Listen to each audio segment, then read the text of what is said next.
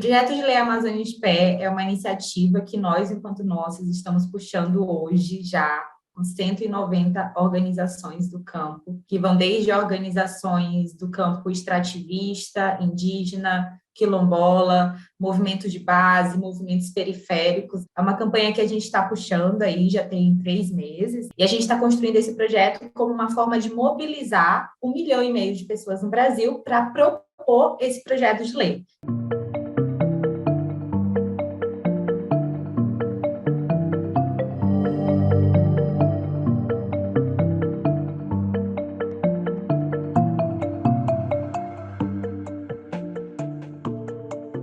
O que é a campanha? O projeto está dentro da campanha? Então, a campanha é pela construção do projeto. Por quê? Porque para a gente conseguir 1,5 milhão de assinaturas, que é o que a legislação hoje exige para que você proponha um projeto de lei de iniciativa popular, a gente tem que mobilizar o Brasil inteiro, né? A própria legislação exige isso. O projeto de lei de iniciativa popular, como o bem já diz, ele é de iniciativa popular, né? Então, tem uma diferença, a gente também tem recebido algumas perguntas sobre. Não é mais fácil vocês proporem um projeto através de um parlamentar, né, e passar por todo aquele trâmite que, entre aspas, não é fácil, né, especialmente quando a gente fala de políticas ambientais no Brasil, mas, na verdade, a gente está apostando na mobilização, porque se o parlamentar, ele vai lá e ele entrega um projeto, né? Geralmente pessoas que acompanham aquele campo vão saber, né? Mas quando a gente propõe um projeto de lei de iniciativa popular, a gente já propõe que muitas pessoas, e nesse caso milhares de pessoas, vão ter que ter acesso à ideia desse projeto e concordar em fazer parte. 1,5 milhão de pessoas são 1% do eleitorado brasileiro. E esse 1% hoje é 1,5 milhão de pessoas, né? Pessoas físicas que têm seu título de eleitor. Porque você pode participar assinando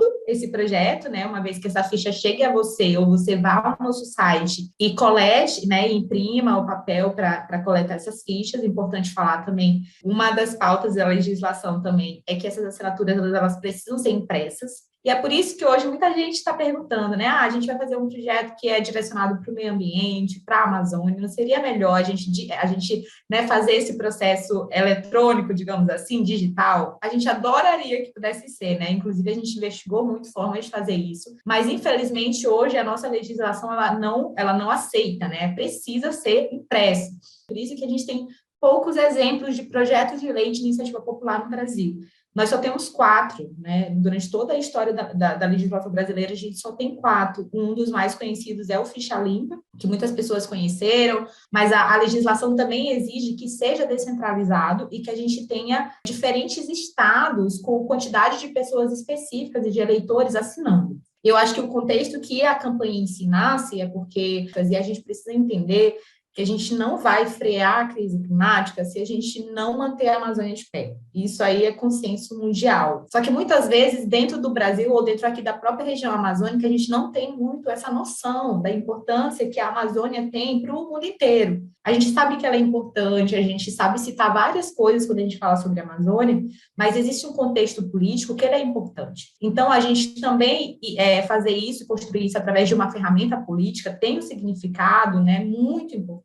Então, a campanha em si não é só quando o projeto chegar no Congresso, né, e a gente ir lá e exigir que ele vire uma lei, mas durante todo esse processo de construção, a gente está trabalhando, né, isso nas pessoas, que elas entendam que, independente de qual lugar do Brasil você está, é claro que tem uma diferença grande, né, que quem é da região amazônica, quem fala a partir da região amazônica, tem um espaço de fala, tem uma vivência que quem é de fora não vai ter. E a gente decidiu focar em florestas públicas, porque muitas pessoas não sabem da existência desse termo, nem do que é, nem da sua importância. E com isso, né, isso é ótimo, né, para o agronegócio, é ótimo para a grilagem, porque quem não conhece não sabe que eles estão, né, cada vez mais usando essa terra para fins próprios, né, e particulares. E uma vez que a gente entende que essas terras públicas, elas são terras que são de todos nós, brasileiros e brasileiras, né? E aí a gente chama de florestas públicas, porque elas estão em áreas florestais dentro da Amazônia, a gente entende que eu, enquanto brasileira, tenho uma responsabilidade de destinar para quem eu acho que é melhor. E aí, essa ideia da gente destinar essas terras para territórios indígenas, quilombolas e unidades de conservação, não é uma ideia que sai da nossa cabeça por acaso, né? A gente tem dados para comprovar que nos últimos 20 anos, 1% da taxa de desmatamento desmatamento foi em territórios indígenas, territórios quilombolas preservam suas terras, que unidades de conservação, dentro dessas unidades, a gente consegue ter reservas extrativistas, ou seja, a gente não está falando que vão ser terras intocadas, a gente não está falando que vão ser territórios inabitáveis, porque essa é uma ideia que a gente precisa quebrar também. A Amazônia, ela não é inabitável, ela sempre foi habitada, né? Tem seus povos, né? A Amazônia é floresta e pessoas. Então, de quem se sente mais atacado? E nesse caso, a gente está falando que essas terras que hoje elas são usadas para fins próprios, elas passem a ser destinadas a populações. E aí a gente sabe que dentro do contexto do Brasil, a gente entra também dentro do contexto social. Então, a campanha ela aposta muito a falar sobre questões socioambientais. A gente acredita que através de uma campanha como essa, a gente também está na prática exigindo o que a gente chama hoje de justiça climática. Porque quando a gente fala da crise climática, eu acho que é importante pontuar que nem todas as pessoas são afetadas da mesma forma. E talvez alguém já ouviu falar disso ou nunca ouviu falar disso, né? Todos nós estamos enfrentando a crise climática.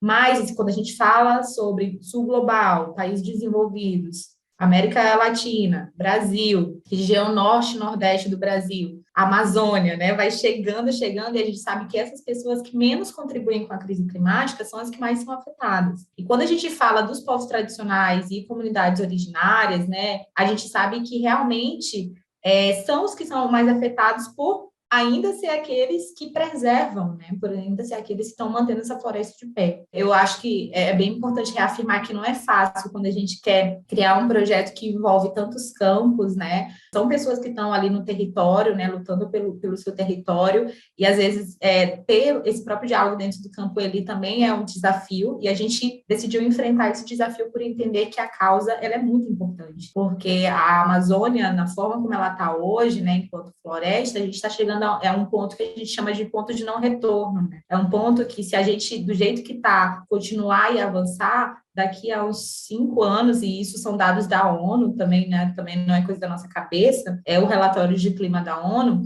fala que o que a gente faz hoje com a Amazônia, o que a gente fez ontem, já vai afetar 5, 10 anos, assim, né, do que a gente pensa da Amazônia enquanto floresta. Então, tem um risco muito grande da floresta em si, ela perder a sua própria função de floresta, assim, né, a função do próprio bioma. E o que são essas funções? É simplesmente trazer a água, que chega no sudeste do Brasil, no nordeste, em todos os lugares. Hoje, na Amazônia, a gente tem o maior aquífero do mundo, que é o aquífero que fica ali entre Alter do Chão e Santarém. O que é o aquífero, né? É um reservatório de água doce para o mundo. E a gente só tem isso preservado por conta da floresta, porque uma vez que a gente tira a floresta, essas águas secam.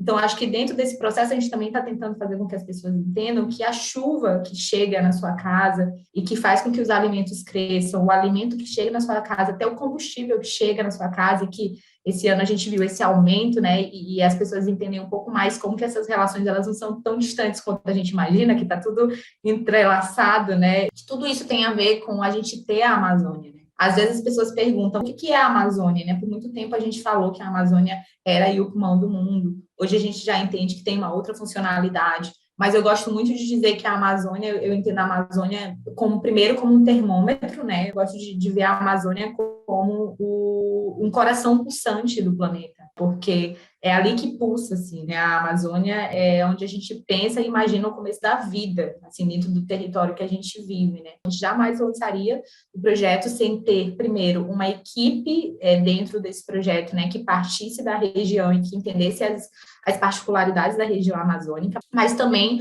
a importância de reconhecer que muitas vezes a gente tem aquela coisa de chegar com soluções prontas. E quando a gente pensa em Amazônia, hoje em dia, eu acho que essa é a principal causa, assim, né, que eu, enquanto ativista, também escuto muito, né? As pessoas, elas querem chegar com soluções prontas para falar sobre o território que elas não vivem, uma realidade que elas não conhecem. Então, acho que tem todo cuidado, porque às vezes a gente chega com uma intenção muito boa, né? Mas não é aquilo que na prática funciona. E eu acho que é entender que não é só a própria sabedoria ancestral, sabedoria originária, que realmente nos ensina como viver em harmonia com a floresta, né? Entendendo que a gente pode sim utilizar das coisas que são necessárias, mas de uma outra forma, com uma outra visão, não a visão eurocêntrica que a gente tem de utilidade, né? De tudo é uma utilidade, de a floresta é útil, né?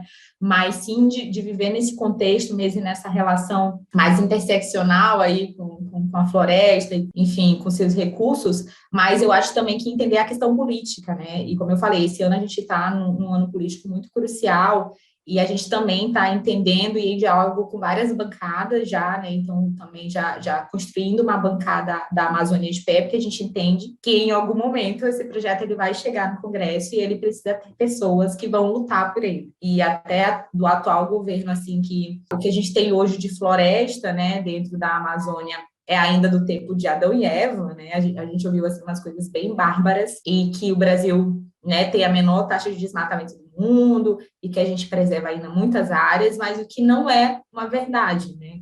Porque a gente tem os dados aí do INPE, de outros institutos espaciais que pautam a Amazônia e que a taxa de desmatamento ela cresceu muito nos últimos 4 anos. Então, e outra coisa também que eu penso é que ainda a questão política que a gente enxerga a Amazônia ainda é com essa pauta e olhar utilitário. E também entendendo desse olhar espacial, o olhar de floresta, o olhar de quem olha por cima, não o olhar de quem está dentro da floresta ou dentro dos territórios. Lembrando que quando a gente fala em Amazônia, a gente está falando de 9 estados do Brasil. Isso é muito, né? É uma parte muito grande do Brasil. E a gente até fala que nem é só uma Amazônia, são várias Amazônias, porque tem a Amazônia Floresta, tem a Amazônia Cidade, tem a Amazônia Periférica, né, que é um contexto que eu falo mais, que é onde eu vivo.